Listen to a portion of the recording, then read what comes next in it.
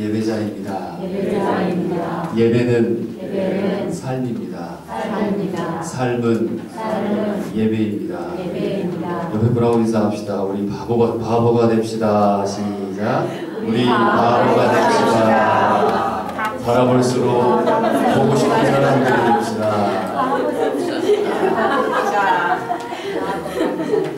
교회에서 바보 되라고 그래요. 그죠? 근데도 웃고 있어요. 네, 좋은 것 같습니다. 오늘 이 자리에 참석하신 모든 분 위에 주님의 은혜와 평강이 함께 하시길 빕니다. 한 국가나 사회에는 각각 필요한 요소들이 있습니다. 가정에도 마찬가지고 회사에도 마찬가지입니다. 그 중에 꼭 필요한 요소들은 관계일 것입니다. 사랑일 거예요. 배지움이나 혹은 위배가 필요합니다. 우리가 다니는 교회에도 이런 꼭 필요한 요소들이 있어요. 그 요소들을 경험이라는 말로 얘기하고 싶어요. FR이라고 하죠. 경험이라고 얘기하고 싶습니다. 그 경험이 어떠하느냐에 따라서 교회는 바르고 또 건강하게 움직여갈 수 있느냐 아니면 아프냐 병드냐 위태롭게 움직여가느냐의 갈림길에 서게 될 것입니다. 자, 제가 질문 하나 드리겠습니다. 오늘 우리 교회는, 우리 중앙교회는 어떤 경험들을 가지고 계십니까? 좋은 경험일까요? 아니면 나쁜 경험일까요? 저는 오늘 세 가지 경험을 온 교회에 같이 경험해야 한다는 말씀을 드리고 싶습니다. 그 경험은 한번 따라합시다. 말씀이 삶이 되는 교회의 경험이다. 말씀이 삶이 되는 교회의 경험. 공동체를 위해 꼭 필요한 경험이 이제 여러분에게 말씀을 드리려고 합니다. 어떤 성경의 말씀이라고 오늘 성경 말씀은 얘기를 하냐면 42절 말씀입니다. 같이 한번 읽어볼까요? 성경 펴시고 42절 말씀. 자, 같이 한번 읽습니다. 시작. 그들이 사도의 가르침을 받아 서로 교제하고 떡을 떼며 오로지 기도하기를 힘쓰니라. 이 교회에서의 모습은 처음 10년 동안 초대교회의 예배의 모습을 표현해주고 있는데요. 다음의 주요 요소들은 우리가 지금 예배에 대한 이야기를 계속해서 3일 동안 지금 듣고 있고 또 은혜를 경험하고 있습니다. 보통 예배라고 얘기할 때 예배의 네 기둥에 대해서 지금까지 초대교회 때부터 현대 지금의 교회까지 불려왔던 요소가 오늘 말씀 가운데 포함되어 있습니다. 새로운 신사 3,000명이 등장하죠. 어떻게 등장합니까? 베드로가 설교를 했더니 어때요? 변화가 일어났어요. 성령이 오시고 예수님께서 승천하시고 난 이후에 성령을 보내시고 그 성령을 통해서 어때요? 베드로가 설교할 때 어마어마한 사람들이 가슴에 찔려서 회개해서 변화되었다는 말이 이 앞전 말씀에 등장합니다. 그 사람들이 함께 모였습니다. 그들은 같은 생각과 같은 신앙을 가진 다른 사람들과 함께 모인 거죠. 여기 말하면 힘쓰니라. 자, 그들이 사도의 가르침을 받아 서로 교제하고 떡을 떼며 오로지 기도하기를 힘쓰니라. 힘쓰니라는 말 한번 주목해 보시길 바랍니다. 이 힘쓰니라는 말은 그들이 다음에 열거돼서 내용으로 설명해주고 있는 행위들을 얼마만큼 정규적으로 또 지속적으로 되풀이했다는 것을 함축해주는 말씀이 힘쓰니라라는 말입니다. 그 행위는 바로 그 시대의 옛 교회뿐만 아니라 어느 시대 어느 교회에서도 실제적인 지침이 되어 있었습니다. 우리가 며칠 동안 함께 말씀을 나눴어요. 지금 금, 토, 오늘, 주일 이렇게 말씀을 나누고 듣고 교제하고 은혜를 경험했잖아요. 이 일을 위해 뭘 하냐면 우리가 힘썼어요. 이 말이에요. 힘썼다는 말입니다. 사도의 가르침은 당시에 연구되어야 할 핵심 내용이었습니다. 사도의 가르침들은 연구가 되어야 될 핵심 내용이었습니다. 왜냐하면 예수님께서 행하신 모든 것을 목격한 사람들이 누구예요? 제자들이잖아요. 그죠? 예수님과 함께 걸었고 먹고 마시고 했던 사람들, 그 사람들, 제자들, 그리고 그 말씀하신 모든 것을 들었던 사도들은 성령께서 앞으로 다가올 수세기 동안 교회는 어떻게 해야 되는가, 교회를 어떻게 이끌어 나갈 중요한 진리들을 기억하는 사람들에게 가르쳐야만 했습니다. 그래서 처음부터 초대교회는 사도들이 가르치는 것을 듣고 연구하고 배우는 데에 있어서 전념했어요. 힘썼다는 거예요. 지금은 많이 줄어들었습니다만 옛날에는 말씀을 바로 전하지 못했던 때가 있었습니다. 왜냐하면 그런 성경을 볼 때 자료들이나 성경제 이 원래 원 텍스트 외에 우리가 봐야 되는 또 자료들이 있는데 그 자료들이 많이 부족했던 때에는 예를 들어 이런 거예요. 한 목사님 있었는데 이런 말을 어렸을 때 들었대요. 꼬맹이 때 들었어요. 어떤 분이 농담 삼아 이렇게 얘기를 했답니다. 야, 이분 이씨입니다만 너 이씨지? 맞죠? 근데 저 이씨예요. 이강원 그잖아. 이씨예요. 야, 너 이 이씨의 조상이 누군지 아냐? 누구예요? 목사님 조상 이씨가 조상이? 갑자기 지금 혼란이 옵니다. 누구를 얘기해야 되지? 이세. 네, 너 조상이 누군지 알아? 이렇게 물어봤어요. 그랬더니 그 사람 아주 진지하게 저는 잘 꼬맹이니까 잘 모르겠고요. 뭐 아빠가 얘기했는데 뭐라고 했는데 잘 기억이 안 나요. 그러니까 이분이 진지하게 야, 성경에 이씨가 나와. 엘리야 이씨라고 아니? 이렇게 농담 삼아 아이에게 얘기했어요. 그러면서 이분은 그냥 휙 웃으면서 가버린 거예요. 근데 이 아이는 심각한 거야 이제. 아, 이씨가 성경에 있구나. 엘리야 이씨래. 몇 년 동안 진짜인 줄 알았대, 실제로. 나중에 이제 나이가 먹고 학교를 가고 알아봤더니 엘리야 이씨는 성경에 없더래요. 조상이 아니라는 거예요. 우스갯소리죠. 성경의 뜻을 누가 말해주지 않으면 이런 오해가 있을 수 있다는 거예요. 그래서 꼭 뭐 어려서 혹은 잘 몰라서 그렇다는 건 아니라는 거예요. 시편 23편 4절에 보면 지금 성경 번역들이 개역 개정이다, 옛날에는 개정이다, 무슨 표준 세번역이다, 세번역이다 지금 많이 번역이 되어 있잖아요, 한국말로. 저는 예전에 한자가 쓰여 있는 성경을 봤어요. 어릴 때 한자가 쓰여 있고 세로로 쓰여 있었던 성경이었어요. 저 아마 그때 70년대 80년대 그 성경이었던 것 같은데, 아무튼 시편 23편 4절에 보면 거기에 뭐라고 표현되어 있냐면 해를 두려워하지 않을 것은 이란 말이, 여호와는 나의 목자시니 내가 부족함이 없으리라 하잖아요. 해를 두려워하지 않는다라는 구절이 나오는데, 근데 거기에 해가 어떤 분은 태양인 줄 알고 그렇게 생각을 하고 창피한 일이지만 착각했던 분들도 계셨어요. 옛날 분들 안 가르쳐주면 몰라요.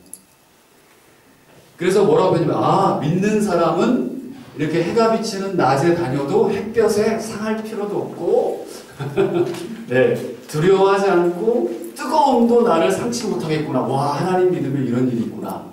이렇게 생각했던 사람들도 있었어요. 나중에 그 해가 무슨 해였습니까? 나를 다치게 하거나 상하게 하거나 해롭게 하거나 이거였어요. 지금은 은퇴했지만 말입니다. 말만 하면 누군지 알만한 목사님이에요. 지금 아직 살아계세요. 유명한 목사님. 근데 이분이 고백을 했습니다. 자기가 신학교를 나오네. 옛날에 신학교를 나오고 난 이후에 목회하실 때 출애굽기 12장의 말씀을 사람들 앞에서 설교를 했대요. 근데 거기에 뭐냐면 남은 것을 다 소화하라 라는 말이 표현되어 있어요. 소화하라.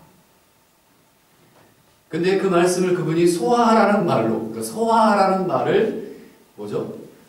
먹어서 치워서 다 뱃속에서 소화하라고 자신있게 설교를 하셨대요. 근데 나중에 알고 봤더니 그건 뭐예요? 불로 다 태워버리라. 그러니까 우리말이 한자 용어로 써서 이렇게 말을 표현해 놓은 것들이 많잖아요. 소화시키다 이걸로 해석을 한 거예요. 그래서 이분이 참 정직한 분이, 좀 위대한 분이 정직한 거예요. 내가 성도님, 내가 성경을 말씀을 여러분에게 얘기했는데 시간 지나고 내가 다시 봤더니 이게 그 말이 아니어서 죄송합니다. 우리 모두는 자칫 그런 실수를 할 수 있는데요. 단어 하나라도 제대로 모르면 잘못 해석한 다음에 그 잘못을 열심히 가르칠 수 있어요. 그래서 목사들은 목사님도 계시지만 굉장히 어깨가 무거워요. 내가 하나님 말씀을 전하고 말씀을 가르칠 때 혹여나 잘못 가르치면 나만 죽는 게 아니라 그 사람도 엉뚱한 길로 가버리는 거잖아요. 그러니까 목사들은 굉장히 조심해야 되고 잘 알아야 되고 잘 가르쳐야 되는 책임감이 있어요. 근데 참 감사하게 우리 이가원 목사님 훌륭하시잖아요. 또 대답이 없습니다. 차마 대답을 안 하고 계세요. 우리 도로중앙교회는 하나님께서 얼마나 좋은 목사님을 세워주셨는지 모르겠어요. 이런 예 훌륭합니다. 아멘 했어요. 목사님 성대모사 한번 해볼래요?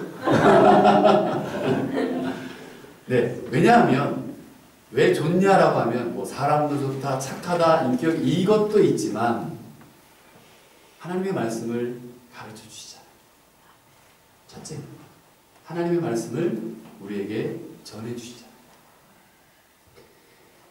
우리 목사님께 말씀을 잘 배우고 가르침을 받을 때 무슨 역사가 일어나냐면 생명의 역사가 일어나요. 말씀에는 살리는 역사가 있어요. 능력이 있어요. 목사님께 능력이 있는 게 아니라 누구에게? 어디에? 성경의 말씀에 능력이 있다. 그래서 우리는 그 능력 있는 말씀을 대언하는 것 뿐이에요. 도구인 거죠, 목사. 가르치는 자일 뿐이에요. 그렇다면 하나님께서 왜 가르치는 사람들, 꼭 목사님이든 아니면 교사들이든 말씀을 가르치는 사람들을 세웠을까? 너무나도 잘 아는 게 있죠. 에베소서 4장에 나와 있어요. 처음에 하나님께서 에베소서 4장 11절에 이렇게 말합니다. 하나님께서 교회를 위해 세우신 네 종류의 직책이 있죠. 뭐죠? 사도와 아포스톨, 사도와 선지자와 복음 전하는 자와 그리고 그쵸, 교사와 목사가 같이 묶어놨어요. 교사와 목사가 가르치는 사람. 교회는 하나님의 교회는 이런 분들과 함께 동역하고 가는 거예요. 특히 사역하는 사역자들은 섬김을 위해 존재합니다. 특별히 무슨 섬기냐면 말씀을 전하는, 말씀을 나누고 말씀을 가르치는 것이 우리 이가원 목사님이 하실 최우선의 사역이에요. 그 이외의 거는 누가 해야 됩니까? 그 위에 거는 목사님이 또 해야 됩니까? 나눠야 됩니다. 네, 그 위에 거는 온 성도님들이 함께 돕고 사역하고 협력하셔요. 그러니까 목사님은 어디에만 집중하시면 돼요?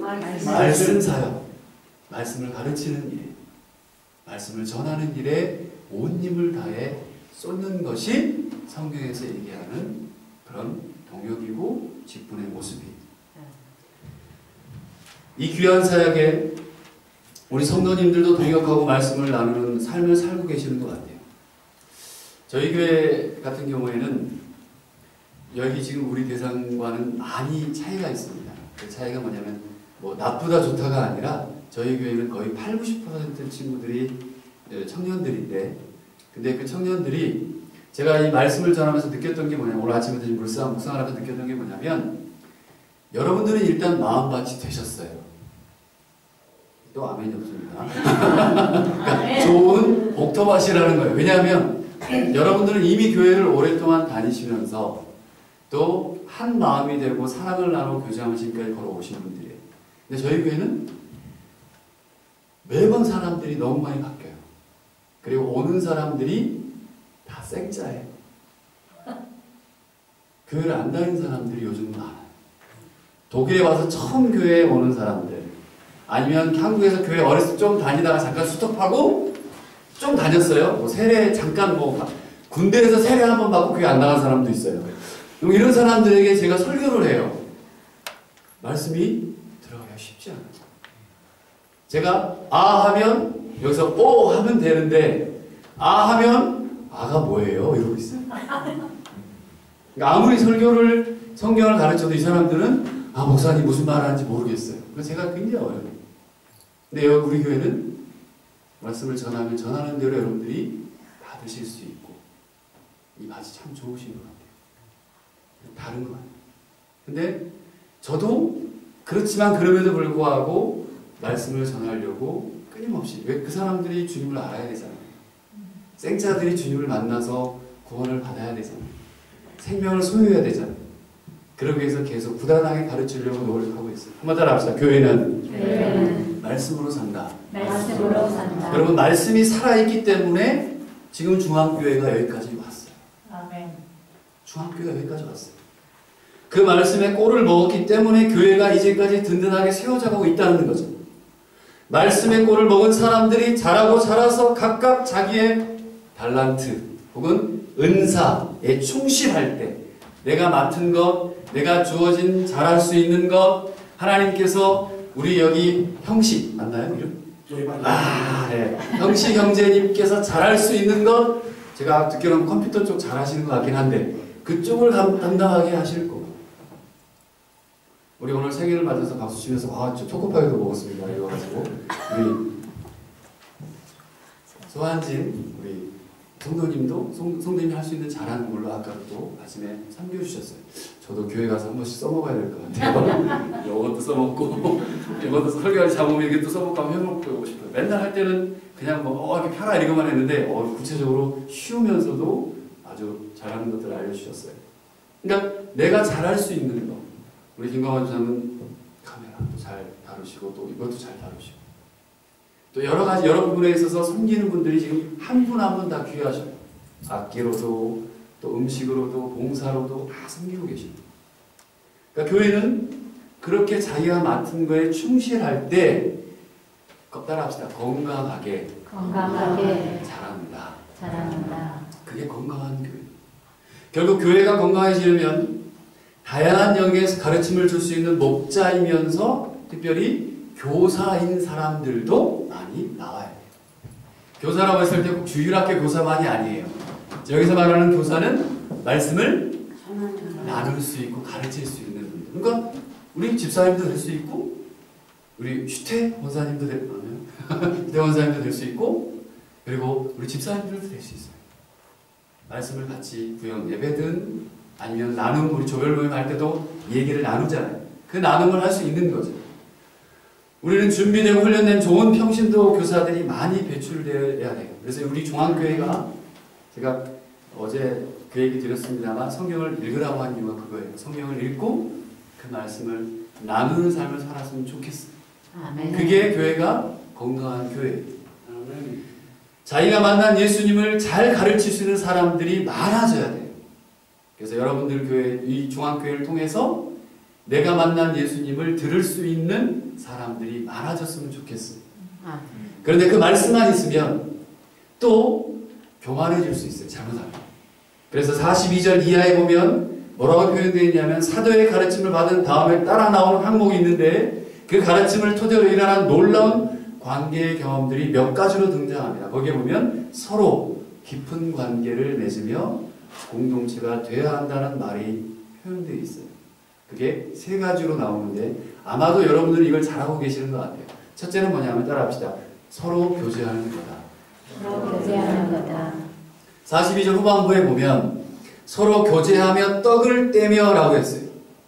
여기서 서로 교제가 이루어지기 위해서 해야 될 내용이 뭡니까? 서로 뭘 떼요? 떡을 떼는 것이 교제의 첫 부분입니다. 한국 사람은 먹어야 정이 붙는다 그러죠. 아까 우리 아침에 초를 아주 크게 쿵쿵을 해가지고 초를 꽂아놓고 초를 부는데 나 안 부는 안 꺼지는 초는 처음 봤어요. 계속 부는 초가 안 꺼져. 근데 이제 옆에 계신 김장훈이 하는 말이 떡 돌리는 게 생각난다고. 생일떡 그 얘기를 하시는데 우리 한국 사람은 먹으면서 정이 나요. 돌려야 이게 정이 나는 거죠.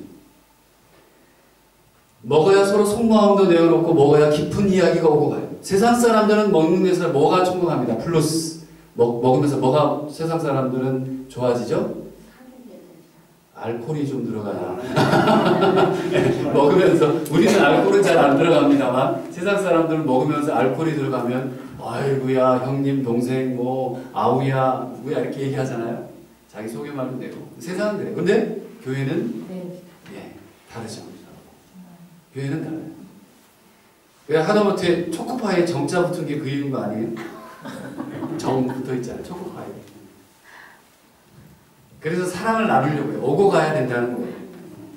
마음을 터놓고 속 얘기를 할 수 있어요. 제가 옛날에 말씀 준비하면 생각하는 게 뭐냐면 어릴 때 동네 구역 예배가 있었어요. 여기도 구역 예배가 있나요? 혹시 구역 소구 이렇게 모임들이 있나요? 아, 네. 뭐 나중에 뭐 예전에 있었든지 아니면 나중에 생기든지. 근데 제가 그 어릴 때 구역 예배를 꼬맹이 때 쫄쫄쫄 따라갔어요. 엄마 아빠를. 근데 따라갔는데 그 예배 드리는 시간은 뭔지 몰라요. 잘 이렇게 버텼어. 그리고 나서 그 다음이 중요해. 먹을 게 나와요. 뭐가 나오면 고구마 그릇가게 탁 삶아가지고 거기에 열무김치 신 거 탁 나와가지고 고구마 쪽에서 먹으면 그렇게 맛있어. 비가 오면 부침개를 부쳐주셔요. 뭐 부추 부침개, 뭐 또 섬이다 보니까 해물들 막 썰어가지고 막 넣어놓고 낙지도 썰어놓고요. 시골에서 이렇게 구역예배 드릴 때 나는 먹을 게 좋았어요. 이게 비단 우리만이 아니라 성경에도 나와요. 예수님께서 잡히시기 전날 밤에 식사를 하셨어요. 그게 최후의 만찬이라고 그러잖아요. 식사를 하실 때 성찬을 아벤트말을 했어요. 큰 상에 어떤 음식을 준비했는지 우리는 확실히 알 수는 없어요. 근데 푸짐하게 이만큼 차리셨는지 아니면 저철하게 이 정도만 차리셨는지 잘 알 수는 없지만 어느 정도 먹고 나서 그 상에는 아마 떡과 포도주가 있었던 것 같아요. 갑자기 주님께서 벌떡 일어나시더니 떡을 딱 손에 들면서 떡을 딱 들면서 야 받아 먹어 뭐라고 하셨죠? 이는 내 몸이다. 내 몸이다 살이다 하셨어요. 또 즐겨 드시던 당시 그 이스라엘의 문화와 또 상황 가운데 먹었던 포도주를 또 드시더니 딱 주면서 이건 내 피다. 내가 흘리는 피다. 내 언약의 피다. 성찬식이 어디에서 이루어졌다고요? 먹는 데서 만찬 가운데 함께 이루어졌대요. 그러니까 초대교회가 그걸 알기 때문에 같이 함께 식사를 하고 성찬식을 했다는 거죠. 초대교회 성도들은 예수님 생각하면서 주님께서 주신 은혜를 생각하면서 같이 떡을 뗐고 그리고 교제하고 은혜를 나눴어요. 지금 오늘 살고 있는 우리 이 교회, 우리 땅의 교회들도 같은 경험이 필요합니다. 성령께서 역사하시는 교회 안에는 먼저 말씀에 놀라운 역사가 있었다고 그랬습니다. 그래서 많은 사람들이 변화됐다고 그랬어요. 그리고 그 다음 관계가 관계의 역사라고 했어요. 관계의 역사 중에 처음 등장하는 것이 같이 먹는 거라고 했어요. 그래서 교회도 이와 같은 경험들을 많이 실천하고 우리 중앙교회는 이미 이렇게 하고 계시는 것 같아요. 가정에 만약에 여기서 좀 더 발전을 하면 여러분 외부로 나가서 왜 참 예배자가 돼야 되느냐? 그러면 이걸로 대입을 시켜보면 여러분이 밖에 나가서 믿는 자든 믿지 않은 자든 집으로도 초대하시고 이미 하고 계시겠지만 그래서 나누시고 조금은 음식이라도 그렇게 나눌 때 주님의 기쁨이 배가 되고 참 예배자의 모습으로 살아갈 수 있을 겁니다. 근데 교제의 경험은 또 여기서 문제가 있습니다. 만약에 먹고 나누는 데만 있으면 문제가 돼요. 먹는 것만 주면 우리끼리 잘 먹고 잘 살면 끝나는 거예요. 근데 42절 마지막에 보면 두 번째 관계의 경험의 요소가 나오는데 그건 뭐냐면 따라합시다. 기도하는 역사, 기도하는 교제, 그 경험이 생깁니다. 내 집은 만민이 기도하는 집이라 그러잖아요. 42절 보십시오. 떡을 떼며 오로지 기도하기를 전혀 힘쓰니라. 그들은 같이 기도했습니다. 그 기도와 동시에 나타났던 모습은 찬미하는 일이었어요. 그 뒤에 46절, 47절에 나와요. 한번 같이 읽어봅시다. 46절, 47절, 46, 47 시작. 날마다 마음을 같이하여 성전에 모이기를 힘쓰고 집에서 떡을 떼며 기쁨과 순전한 마음을 음식을 먹고 하나님을 찬미하며 또 온 백성에게 칭송을 하더니 주께서 구원받는 사람을 날마다 더하게 하시니라. 아멘. 음식을 먹으면서 행한 일이 기도와 찬미라고 말할 수 있어요. 기도와 찬미는 공동체의 교제를 구성하는 중요한 요소예요. 교회의 중요한 요소예요. 기도한 찬미는 혼자 이루어지는 것이 아니에요. 같이 교제하며 이루어지는 행위라는 거죠. 저는 이런 기대와 기도를 해봅니다. 하나님, 우리 중앙교회를 통해서 병든 자가 일어나는 역사가 있었으면 좋겠습니다. 자, 두 분. 자, 하나님, 여기 중앙교회 온 사람들이 상처받은 사람들이 상처가 낫는 역사를 허락해 주십시오. 네, 많아졌어요. 하나님, 여기 중앙교회 온 사람들이 하나님의 영광을 바라보게 해주세요. 아멘. 가정마다 하나님의 놀라운 역사를 체험하게 해주세요. 아멘. 이런 기대를 가지고 저는 떠날 겁니다. 그리고 아멘. 목사님을 통해 들려지는 소식이 그런 기대에 좋은 소식이 들려지길 소원합니다. 아멘. 저는 그 아름다운 성령의 역사가 주일마다 여러분들 가운데, 여러분들의 삶 가운데 간증으로 나타났으면 좋겠어요. 정말 간증으로 나타나면 좋겠어요. 어제 저녁에 마지막 그 나눔을 보면서 저는 우리 이가원 목사님은 행복한 목사님이겠다 라는 생각을 했어요. 실제로 뒤에서 참 좋으시겠다. 하나님께서 성도들이 그렇게 대하고 사랑하는 모습을 보며 감사했어요. 사람의 힘으로 능력으로 하는 것이 아니죠. 그 모습을 어제 우리 공동체 안에서 봤습니다. 이제 교제의 세 번째 부분은 나눔입니다. 44절과 45절에 보면 한번 읽어볼까요? 시작. 믿는 사람이 다 함께 있어 모든 물건을 서로 통용하고 재산과 소유를 팔아 각 사람의 필요에 따라 나눠 줬다. 여러분 칼 막스 아시죠? 칼 막스. 네. 공산주의자. 예, 칼 막스는 초창기에는 경건한 기독교 가정에서 자랐던 사람이에요. 진화론으로 유명한 사람이 누구죠? 다윈, 찰스. 진화론으로 유명한 사람이 다윈이죠. 무신론 철학자가 누굽니까? 니체. 네, 니체. 잘하시네. 무신론 철학자 니체도 그랬습니다. 그 사람들 처음에 시작했을 때 심지어는 자신들의 피 속에는 성경 지식과 그리스도의 그 지식들이 철철 넘쳤을 거예요. 근데 이게 잘못된 리시퉁이라고 하죠. 잘못된 방향으로 갔을 때 무슨 일이 벌어졌냐면 칼 막스의 이론에 근거한 공산주의가 온 세계 인구의 거의 한 1억 명 이상을 죽였습니다. 중국에서 6천만 명 이상이 죽었고요. 소련에서는 예전이죠. 소련에서는 2천만 명 이상이 죽었어요. 캄보디아에서는 300만 명 이상이 죽었어요.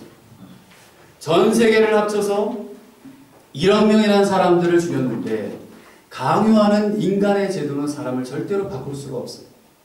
사람 안에 선한 동기를 만들어낼 수 없어요. 인간의 제도와 계획을 통해서 그리고 인간이 동원할 수 있는 압제를 가지고는 사람 속에 있는 진정한 이기주의죠. 개인주의죠. 이기주의를 도저히 변화시킬 수 없습니다. 그러나 오늘 성경을 보면 무엇이 변화시키느냐? 지금 옆에 있는 분들 계시잖아요. 한번 따라하세요. 내가 당신을 변화시킬 수 있을까? 없어요. 자, 나아갑니다. 내가 당신을 변화시킬 수 없습니다. 누가요? 하나님께서 하나 따라합시다. 하나님께서 성령님께서 당신을 변화시키실 것입니다. 오늘 성경에 보니까 오직 성령이 역사하여 거듭날 때만 인간의 마음이 다른 사람을 위하여 스스로 내어놓게 되고 스스로 가게 되고 스스로 헌신하게 된다는 거죠. 내가 어디 도와줄 것 없을까요? 아유 목사님, 아유 장로님, 아유 집사님, 내가 뭔가 좀 도와줄 게 없어요? 스스로 아유 집사님 도와주세요 이게 아니라 스스로 내가 좀 도와줄 게 없습니다. 내가 가진 건 요거 조그만 거 하나예요. 이거 조그만 거 하나지만 요거라도 나눠 먹었으면 좋겠어요. 내가 약한 사람을 위해서 어디 조금밖에 없지만 사랑을 나눌 데가 없을까요? 이게 성령께서 하시는 일이고 그리스도의 사랑을 나누는 거예요. 큰 걸 하는 게 아닙니다. 조그만 것부터 시작해요. 이런 자발적인 헌신이 서로서로의 관계를 맺어가는 가운데서 나타나는 현상입니다. 바로 누가요? 성령께서. 우리 중앙교회 성령께서 이끌어 가시면 조그만 것부터 변화가 일어나고 그리고 서로 할 수 있게 되는 거죠. 이게 초대교회에 일어났던 놀라운 변화의 현장이었다는 거예요. 본문에서 강조하는 큰 테두리로서 세 번째 경험은 이제 무엇이 중요하냐면 따라합시다. 증거의 경험이다. 증거의 경험이다. 증거의 경험. 간증의 경험. 여러분 47절 마지막으로 한 번만 읽어볼까요? 47절 시작. 하나님을 찬미하며 또 온 백성에게 찬송을 받으니 주께서 구원받는 사람을 날마다 더하게 하시니라. 하나님을 사랑하면 또 성도들끼리 서로 뜨겁게 사랑할 수도 있고요. 하나님을 사랑하며 성도끼리 뜨겁게 서로 사랑할 때 사람들이 그들을 보면서 모여들었대요. 자, 복음을 전한다. 누가 우리에게 와야 된다. 여러분들이 뜨겁게 진짜 사랑하고 여기 하나님이 살아계시면 누가 뭐라고 해도 오지 말라고 해도 사람들이 온다는 거예요. 뭘 듣고? 소문 듣고 보고 와요. 증거의 역사가 일어났어요. 사람들이 궁금해하면 과연 이런 일이 어찌 가능하는지 물어보는 대상이 된 거죠. 사람들은 갈수록 사랑이 없는 세상에서 사랑하는 공동체들을 마인드를 부러워합니다. 때로 시기하기도 하지만 오히려 우리에게 없는 것을 가진 것에 대해서 굉장히 쿨하게 굉장히 또 혹은 궁금해해요. 우리 중앙교회도 그런 궁금해하는 교회가 되시길 바랍니다. 아멘. 이미 시작했어요. 그런 궁금해하는 교회. 건강한 교회는 구심력과 같이 끌어당기는 힘이 있어요. 아, 가고 싶다. 우리 청년들 중에 그런 얘기를 했던 것 같아요. 우리 누구죠? 서원이도 그런 얘기를 했었던 것 같고, 우리 현정이도 그렇고, 나원이도 그런 것 같은데, 우리 이 교회에 오면 계속 있고 싶은, 오고 싶고, 따뜻하고, 사랑이 있고, 섬김이 있고, 성도들이 서로 사랑하는 모습을 보기 때문에 사람들이 모여요. 이런 공동체는 모임과 동시에 따라합시다. 나가는 힘이 있다. 힘이 있다. 여기서 우리가 정말 조심해야 될 건 모이고 우리끼리만 있다면 나가는 게 없어요. 교회는 나가요. 교회는 나가는 힘이 있어요. 아멘. 밖으로 전진하고 밖에서 복음을 전하고 믿지 않는 사람들에게 나가는 게 있어요. 선교 이거 말고 사람들에게 자기의 경험을 전합니다. 내가 경험한 예수를 전하고 사람들을 불러 모읍니다. 나를 통해서 새로운 사람들이 더해지는 것이 하나님의 원리라는 거예요.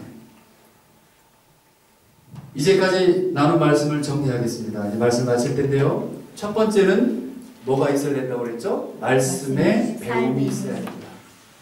복음을 전하는 것도 있는데 거기에 관계가 빠져 있으면 그 공동체는 어떻게 될까요? 만약에 말씀의 배움이 있고 복음을 전하는 건 있는데 관계가 안 좋아.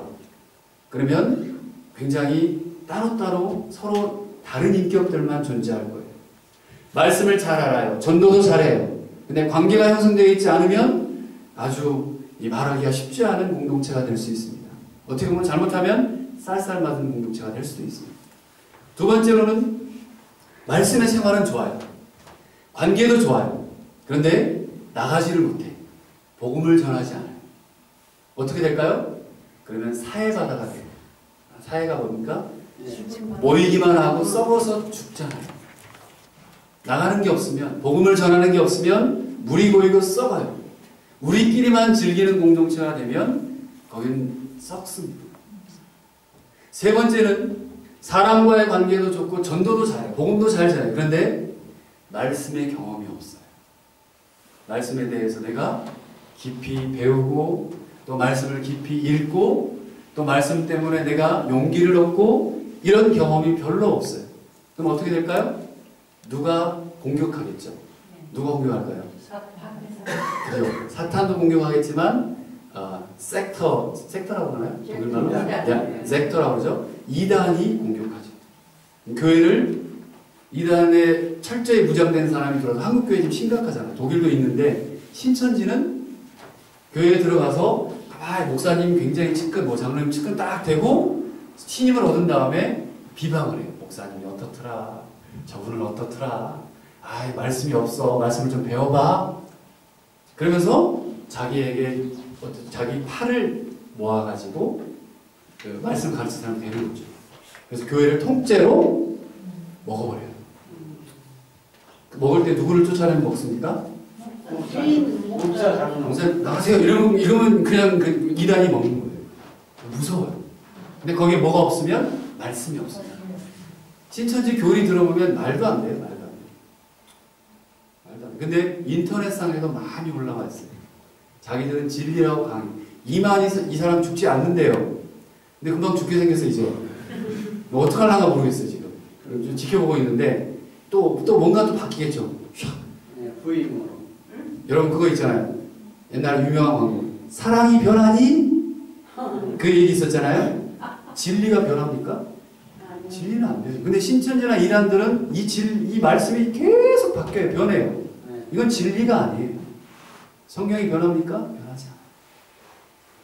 말씀이 경험이 없으면 이런 일들이 벌어지는 거죠. 그렇기 때문에 제가 얘기했던 이 성경에서 말했던 세 가지의 경험은 정말 교회를 바치는 든든한 다리와 같습니다. 우리에게는 말씀의 배움과 경험이 있어야 하고 예수 그리스도가 중심된 말씀의 배움이 있어야 됩니다. 또한 우리 안에는 서로 뜨겁게 사랑하고 서로를 위해 나누는 관계의 경험이 있어야 됩니다. 서로 돕도와주고 잘할 수 있어. 칭찬해주고 격려해주고 세워주는 관계가 교회 안에 있어야 돼요. 뿐만 아니라 마지막으로 따라합시다. 사람들이 찾아오고 그들을 데려올 수 있는 증거의 경험. 이게 저와 여러분들 가운데 있기를 소원합니다. 아멘. 그들이 하나님의 사람으로 변화해가는 모습을 보면서 우리가 감격할 수 있어야 되는 거예요. 사람이 변해야 되잖아요. 그게 교회잖아요. 하나님께 바뀌어가고 세상을 향해 외칠 수 있고 변해가는 거잖아요. 변하지 않으면 그건 하나님 앞에 바로 선 사람이 아니에요. 나는 안 변하겠다. 나는 이러고 있으면 이건 교회의 바른 모습이 아닌 거죠. 교회는 늘 여러분 종교개혁 뭐예요? 그렇죠. 종교개혁 할 때 루터가 그냥 가만히 놔두려고 한 게 아니잖아요. 바뀌어야 되니까요. 바뀌었으면 좋겠고 변화됐으면 좋겠고 개혁은 끊임없이 변화돼요. 사랑하는 우리 중앙교회 가족 여러분, 이 교회가 이 세 가지 경험에 동참하셔서 지금도 쓰임받고 계시지만 이 하나님의 역사 현장에서 주님께 더욱 잘 쓰임받기를 원합니다. 그 현장에서 주님께서 이렇게 얘기하실 거예요. 너는 내가 택한 백성이다. 아멘. 너는 내가 택한 나의 자녀다. 아멘. 너는 내가 택한 내 그릇이다. 아멘. 내가 너를 통해 열방을 구원하겠다. 성경에 말씀입니다. 이 주님의 음성을 듣는 여러분들 되시길 바랍니다. 아멘. 이 주님의 음성을 듣는 우리 중앙교회 되시길 바랍니다. 아멘. 기도하겠습니다.